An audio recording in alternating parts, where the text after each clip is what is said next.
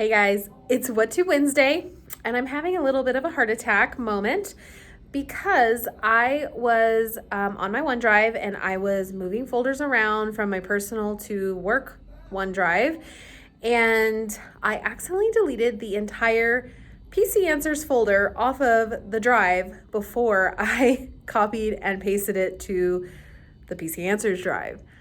And of course, there was that little sign that came up that said, these are going to be permanently deleted. So I clicked, got it.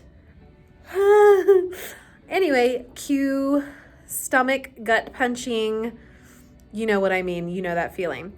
Luckily, Michael was right behind me and calmed me down and showed me that in OneDrive, you can actually log in and you can go into the recycle bin, you can click all of the files and you can hit restore. Now, here's the caveat, only if it's been less than 30 days.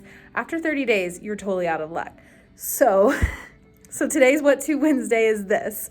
If you accidentally delete your files from OneDrive, even from your local directory, there's always a way to restore those files. And if you need help, just give us a call. All right, guys. Tiffany, out.